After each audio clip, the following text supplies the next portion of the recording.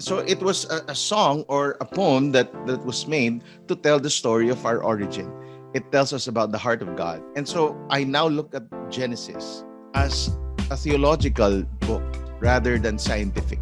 Jesus came from the lineage of Adam. And that's why we can say that this is the story of the chosen people of God from the time of Adam up until to our time, because the promises that we can find in the New Testament are still for us. And that's why the way we look at the Bible is not the book of history of the whole world, but it's more of a book of history between God and his chosen people. In Article 1, 279, in the beginning, right? And then the next paragraph in the Catechism says, this means that this is the start of the salvation plan of God. Because in the beginning, and as you dive deeper into the Gospels or the reading or the Bible, you understand that God is outside of time.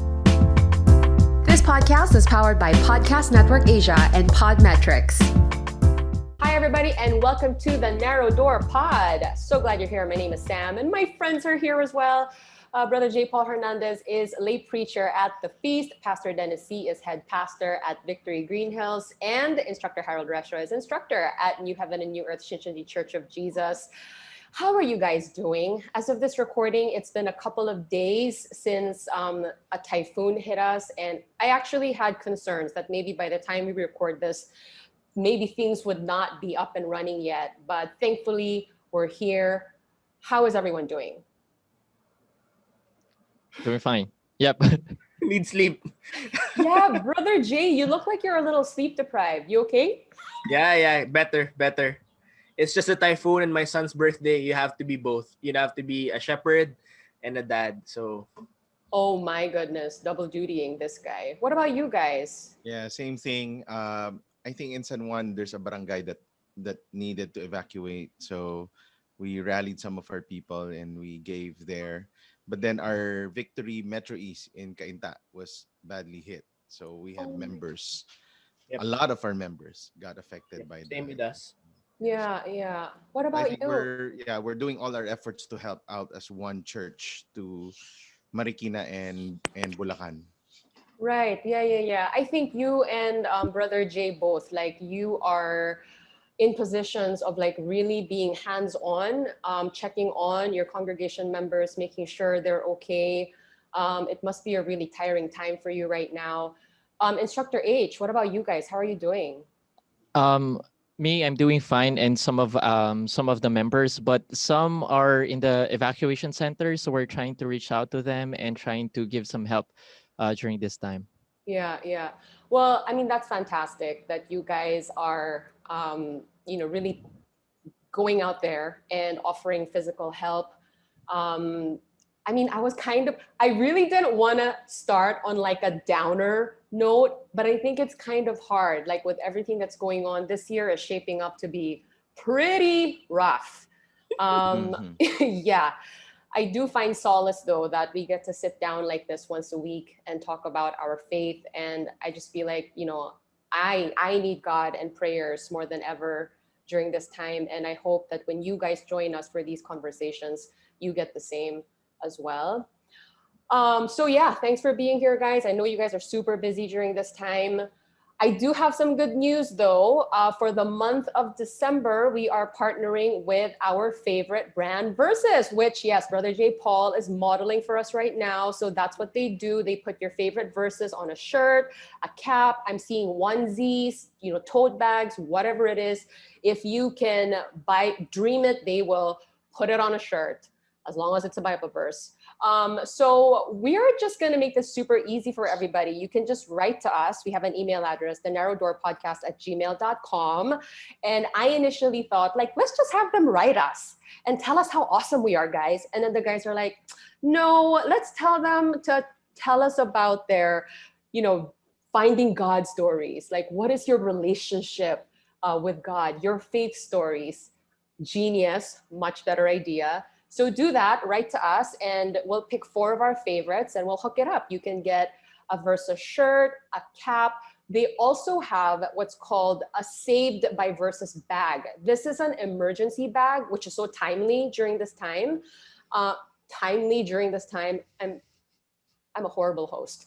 Okay, so This bag has, guys, 51 items in it. And it has everything that you would need in an emergency, starting from like a blanket, a hard hat. There's enough medication in there to, I don't know, perform minor surgery or something. And there's a Bible. That's just the tip of the iceberg. You can go to the website savedbyverses.com or on Instagram at versusph and really take a look at what items are inside. So we're going to give away one of those bags for the month of December as well. So thank you, Versus. All right, let us get to our main topic for today. We're talking about the creation story in Genesis. So this is something that's been kind of brewing in my mind for a couple of weeks. I don't remember which topic it was we were talking about, but Brother JPaul brought up the Big Bang Theory, which was Not proposed. the show. Which one? Not the show. What's that? Never mind. Not the show. Anyway. It Just be wasn't quiet. this show? No, I mean not Big Bang, the show. Oh my gosh. sorry. We're all hanging. Where is my brain? Goodness. Okay. So yes. So this started. Yeah, we had no clue. It's not a Christian show, so I know. we're not What is allowed that? Grabe. What is that secular stuff you're watching, Brother Jay? We only watch Oh, Jesus no. films. No. So or maybe it was during a private exchange, Brother Jane. Like we were, messaging, and then you basta Big Bang Theory. No, I think it was Tina. Tina Ryan's questions. She dabbed into it, but we got all like, "Ooh, I want to talk about this." Yeah. Hindi, yun yung parang yun yung last straw for me na parang that was the driving force na, okay, I think this is a topic, we should talk about it. But yeah, there was the Big Bang Theory that came up. Tina was here last time and she brought up her kind of like faith crisis that happened because she was at a museum, saw dinosaurs. Okay, why are the dinosaurs not in the Bible? What's going on? So I thought, yeah, let's talk about this because there is a creation story in the Bible. It is the first story when you open the Bible. How am I supposed to understand this? So I did a little bit of research. I use the term research very loosely because what I mean by that was I was tinkering online and I tried to look at mostly like, how do we as Catholics, I as a Catholic, how am I supposed to understand this? And I think what was surprising to me was that this is not understood as a literal scientific story, because I think that's what I was kind of thinking. Like, this is how God created the world, right? That's what we see. But no, we're not supposed to understand it like that. This is spiritual text. It's symbolic. The question being, of course, but what does it all mean? So I guess my first question is, are we on the same page that the creation account that we see in Genesis is to be taken metaphorically?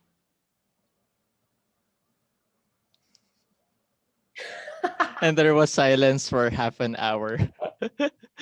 No. Yes, I think I can share what we think. I think most of it that we can see the creation story in the book of Genesis is mostly spiritual. But the way we understand it is that there are some things that we can consider as physical.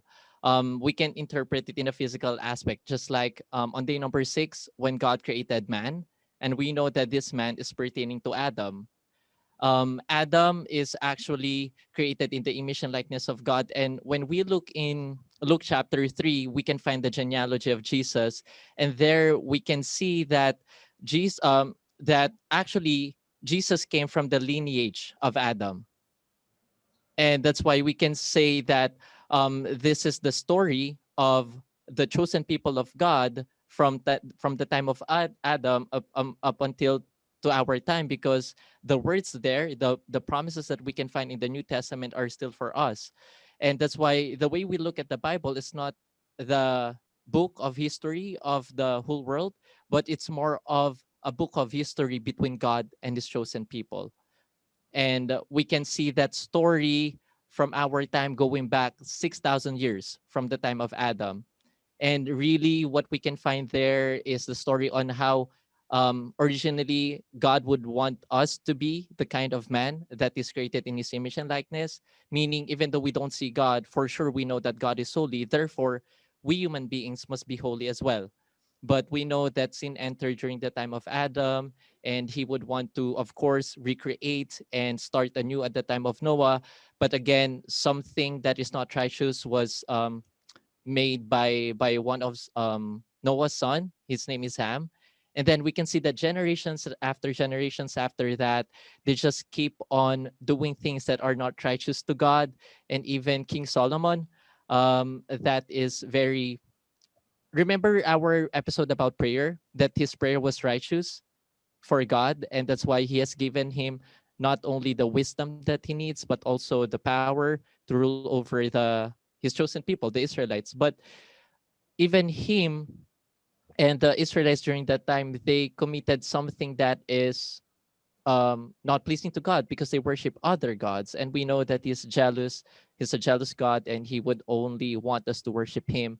So through this um, history from the time of Adam, and the thousands of years after that, we can see how God's heart is broken into pieces. And despite that, he still would want to save us. He would still want to send his Messiah and believe in him. But we know that at the time of first coming, the Israelites actually rejected Jesus, and that's why Jesus had to establish this new covenant, and we are the ones to be able to keep it, because when we do that, we can become holy in the eyes of God, and that's the time that we'll be able to dwell with us and be with us forever. O, di ba, nakwento niya yung buong Bible. Um, Genesis lang tinanong sa'yo, nag-revelations. pero, Masyado ka magaling. but I think, wait.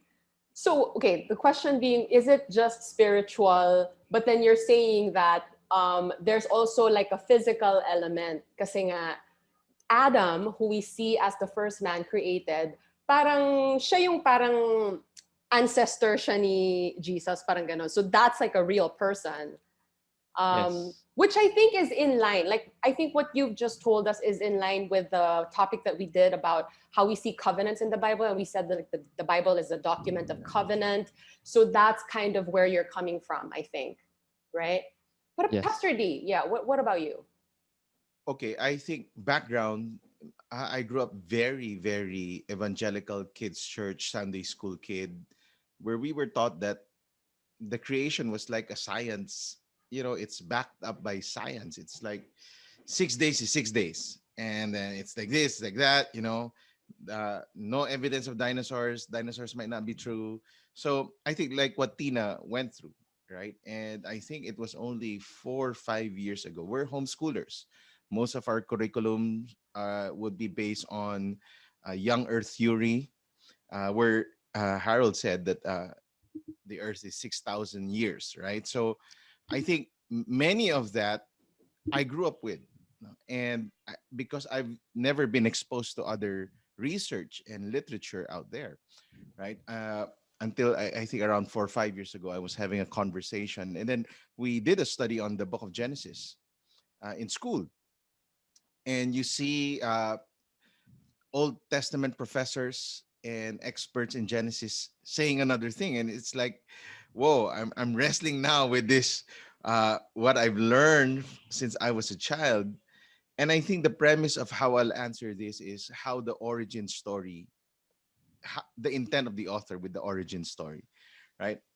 When people ask me how this house was built, the house that we're living in now, I don't tell them about the nails that I bought in Ace Hardware and the plywood that I use. It wasn't that way, I would rather tell the story behind our home, right? And I think when we start looking at Genesis, especially the creation, on a scientific lens, it becomes now a scientific book rather than a theological book, right? Where we debate about whether it's is one day really a day, or is one day 1,000 years? Is it really millions of years? At the end of the day, it's a theological book. It tells us that there is a creator, that God is the creator. And Genesis was written for the audience of the Israelites in mind. So how the Israelites would think, the context, how they do storytelling would be so much connected to how it was written. It wasn't written with the Filipinos in mind. it was written with the Israelites in mind. So when they started doing storytelling at the time, it wasn't, it wasn't like, oh, this is how God created the world, right? Scientifically, they weren't doing that. They were telling us the whole story. That's why Genesis 1 is like a song, You've because said there's that. yeah because there's a pattern of, and the Lord made, and then he saw it was good, the Lord made it was good, the Lord. So it was a song or a poem that was made to tell the story of our origin. It tells us about the heart of God and the covenant God wants to make with us. And so I now look at Genesis, especially the creation story, as a theological book, as God telling us his heart for us rather than scientific, right? So I won't even get into the dinosaurs because, if you look at it scientifically, dinosaurs did exist, right? There were dinosaurs. Yeah. And so it's nothing to even debate. Yeah, it's not worthy of debate. It's more of, I think the debate a lot of people are going through now is it young earth, or is it 1,000 years? Is the earth 1,000,000 years old, or is it just 1,000 years old, right? 6, 7, 8,000 years old. So I think we go back and we look. There's nothing to debate because we all agree God created the world. Exactly. So, and I think this was a conversation that I was having with Brother JPaul as well, where he mentioned, like, yeah, if we go by, first of all, the people who believe that the creation account in Genesis is a physical story, like you're supposed to approach it scientifically, we're going to have problems because if you look at the history of the Bible, it's 6,000 years. So we know that, based on science from the fossils that, archaeologists are unearthing, the planet is something like 3 billion years or something like that. And so like that doesn't fit. So I think it's clear that if we're going to take a look at this through a scientific lens, or if we're going to try to fit the Bible into the box of science, we're going to have some major inconsistencies, right, Brother Jay? Um, I'm sorry. He's sleep deprived. Be Yeah. Yes, before we proceed, I just want to clarify that actually what I meant earlier is not the Earth is 6,000 years. Oh yeah, yeah, yeah. Well, yeah, I Mhm. got that.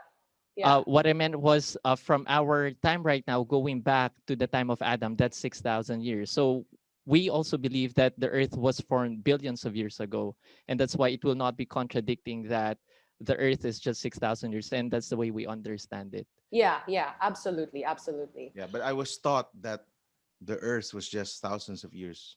Right. That's how I grew up. That's the teaching that I had. Grabe. In my school, which is a Mm-mm. Christian school, and all our textbook will tell us it's just Wow. 6, 7,000 years. Right, right. So it was hard to, even fathom now with all the scientific evidences. It looks like we're pitting faith and science when it should be complementing. Mm, mm. So then I guess, yes, we agree that this is a symbolic text. We're not supposed to take it literally. But what am I supposed to make of the spiritual literature? Like, what is the meaning of this? I mean, I think Pastor D, you kind of touched on it, saying that this is supposed to now tell us of a creator. But I guess, because I was reading it to, prepare for this. And so, like, what do these things mean? Brother Jay, you were raising your hand. No, I just wanted to share because a lot of people, especially atheists, think that we Christians do not think very hard because they think we're mystics. But just to I guess to unravel some mysticism, it was a priest who figured out the Big Bang Theory. Monsignor George Lemaitre, I don't know, he's French. Spell George it. Lemaitre. He Lemasser, figured this out. lemas, litsoy. Um, so Father George, Father Monsignor, George. Si Father sorry. George. So he figured out, and it's in the 1800s. It's the Christian community who figured out scientific method, and according to CCC, the Catechism of the Catholic Church, I love how they how they pick Genesis. So in Article 1, 279 in the beginning, right? Genesis 1 verse 1. And then the next paragraph in the catechism says, this means that Genesis 1 verse 1 means that this is the start of the salvation plan of God. Because in the beginning, and as you dive deeper into the Gospels or the reading or the Bible, you understand that God is outside of time, that God is beyond time, that before time, God already is. So basically, as what I think Harold was saying, that this is actually Genesis 1, and Pastor Dennis was saying that this starts the relationship of our salvation as a human race. Of course, how did they explain it? It was, oral tradition to the Jews, etc., etc. So I guess just to saying that, to tie the scientific side and the faith side, that yes, it also reveals that God is a God of order. Just imagine that even if it's like really a big bang, there's so much numerical perfection in artistry, in creation. And as Christians, that's so beautiful. That's one side of being a Christian that I love so much. I mean, compared to like nothing I mean, as a Christian, I love that my faith is so beautiful that, hey, I don't believe in the mysticism of New Age, of I'm gonna go there, of the vibe, those energies, because all of these things were already defined by God. And ang ganda, to end my point, we're Imago Dei. We are created in the image and likeness of God. That the sun, all of those things are beautiful, but as God's creation, we're actually higher in value and worth than all of those beautiful things. So just our magnificent God is just so amazing. Yeah, like I remember reading a book about it's basically, the point was, the more you look into like all the things that have to be in balance in like a on like a cellular level for this planet to sustain life as we know it, the more you know about that stuff, it will convince you that there is a God. Like there is no way things just collided and coincidentally here we are and we are living. Yep. Yeah.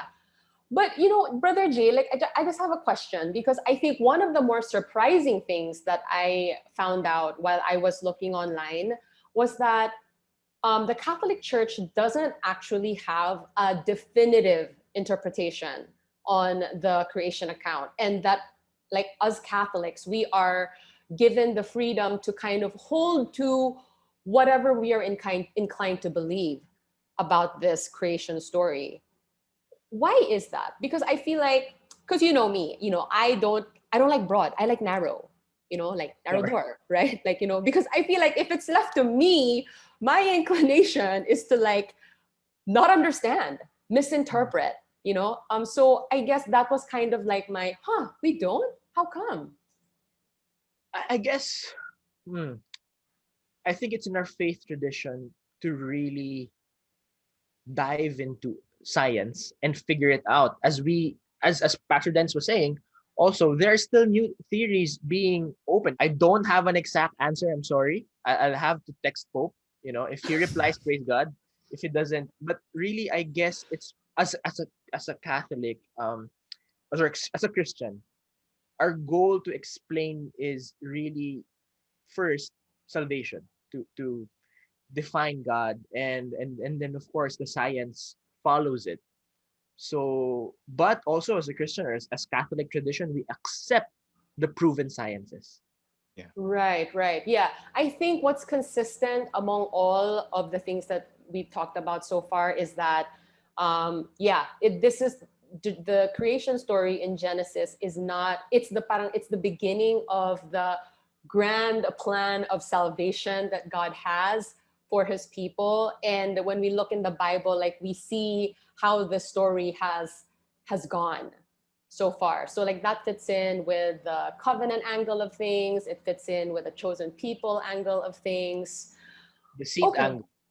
Yeah. The seed angle. What is the seed angle of things? Just kidding. Wait, pero may seed. May seed doon sa creation account kaya. Kaya nga hinihintay ko Diba? ilabas ni Harold Take it kanina. away, Instructor. Parahan niya ng seed. Kaya, Ayaw na ni Harold mag-seed kasi sasawa na siya. Mag-seed ka, Instructor Harold. What is that? Hindi, actually, totoo yun. On day number 3, when God created the earth, tapos meron dong yung vegetation. Yeah. Meron dun, very specific sinabi ng Diyos, yung plant bearing seed and trees bearing fruit with the seed in it. So doon makikita natin na even from the beginning of creation, merong something na special doon sa seed na yon na dapat ay meron din tayo or matanggap natin. Okay, so I mean, is that all you're gonna give us? Or are you gonna go deeper? Like, please cross-reference episode 1, 2, 3, 4, 5, 6, 7, 8, 9, 10, 11. But basically, yes. Actually, Genesis chapter 1, sobrang marami tayong pwedeng malaman dito at magagamit natin sa life of faith natin. And I know that every one of us is very familiar with this, lalo na kapag January, mga first week ng January. Kasi di ba, kapag first week ng January, ito yung New Year's resolution week natin. Na bago, God, magbabago na talaga ako. I want to be a better person. I want to be a better Christian. At sisimulan ko to, babasahin ko yung entire book of the Bible from cover to cover. And then you will start reading the Bible. You will memorize start with lang yung Genesis. Parang ilang beses mo na ulit yung Genesis chapter 1. So kaya, alam ko, we're all familiar with this. At yun nga, habang binabasa mo siya paulit-ulit, doon magsisink in sa'yo na ang hirap niyang interpret physically. Kasi, just to do a very quick review, di ba day 1 yung light? Day 2, create yung sky. Day 3, yung earth at saka yung vegetation. Day number 4, na-create yung sun, moon, and stars. 5, na-create yung mga animals sa sea and sa air. And then day number 6, us human beings. And then yung mga animals sa land. Pero kapag titingnan natin siya physically, di ba yung liwanag, it usually comes from the sun. That is the source of light. Pero the sun was only created on day number 4. So kung titingnan natin, paano may liwanag on day number 1, pero the sun was only created on day number 4? Before, I remember, pwede nating tingnan ito na yung day 1, it's a spiritual light. Tapos day number 4 is the physical light, yung physical sun, moon, and stars, kaya nagkaroon ng liwanag.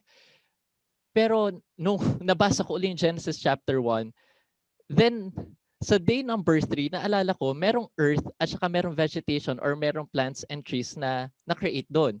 And according to science, ay hindi sila mabubuhay nang walang liwanag na nagagaling sa araw.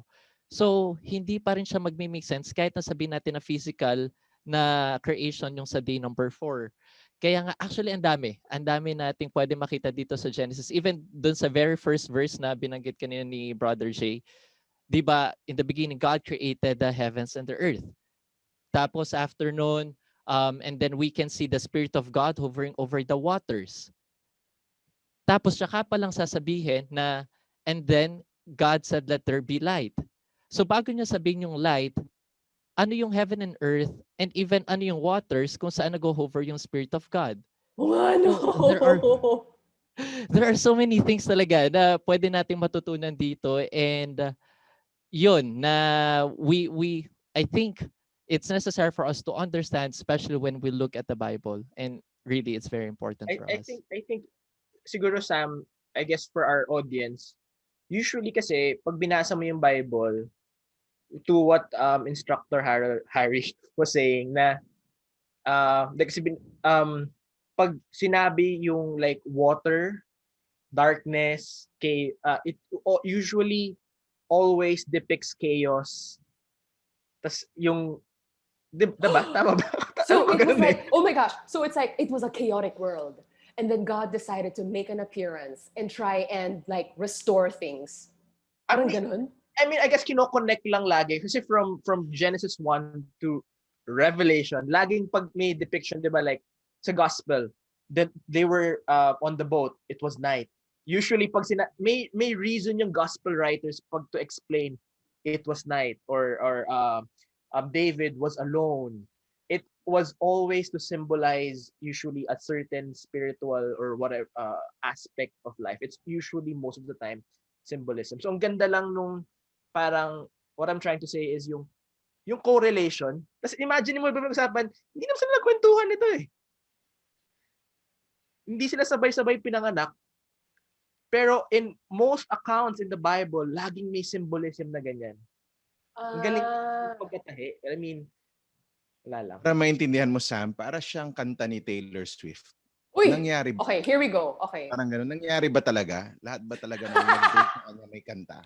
So may kanta siya, might not be the way it happened chronologically, but then it's a song that tells about her heartbreak. It's a narrative. It's her worldview. Diba? It's the worldview of the girl. That's why Taylor Swift is a Christian eh. No, if you would see very theological yung mga songs niya.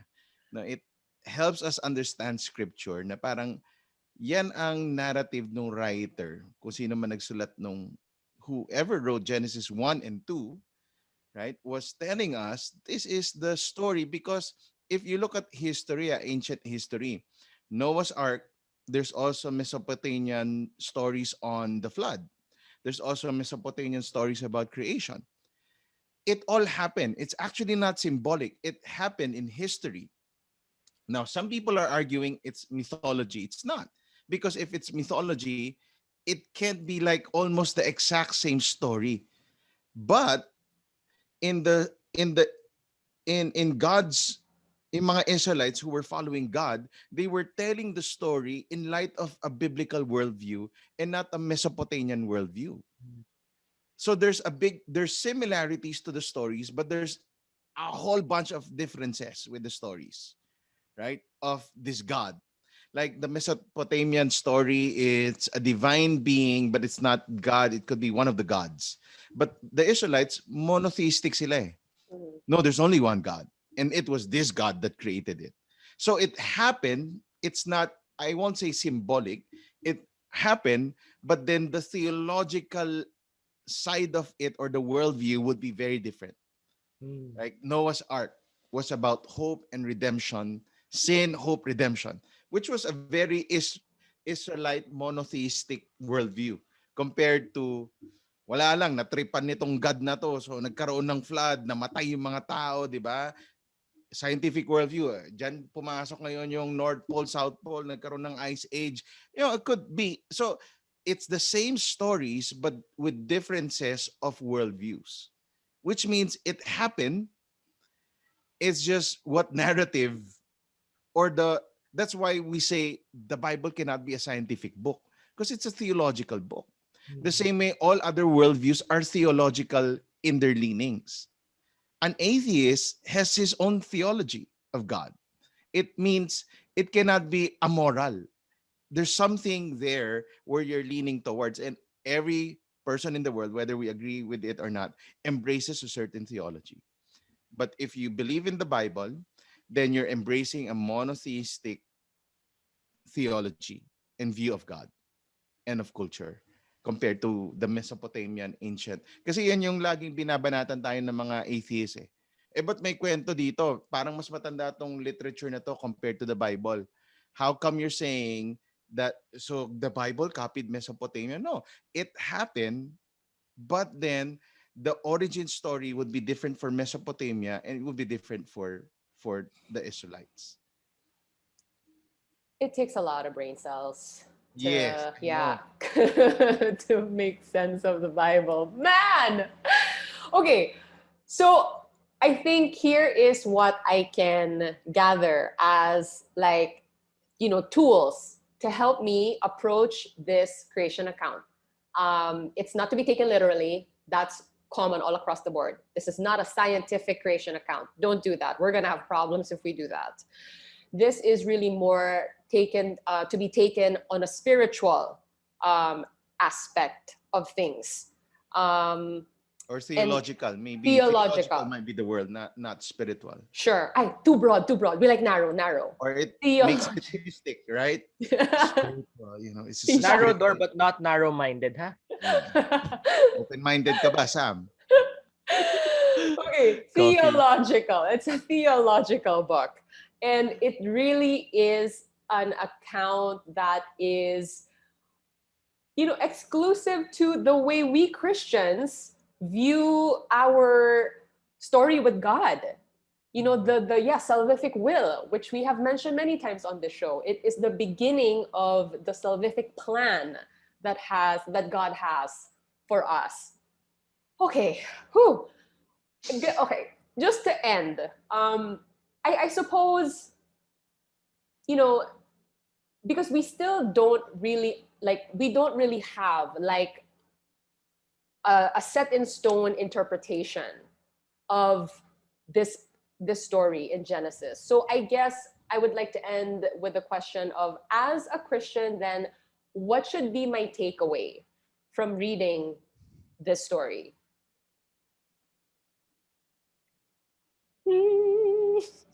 Very Maybe I'll good thing. start.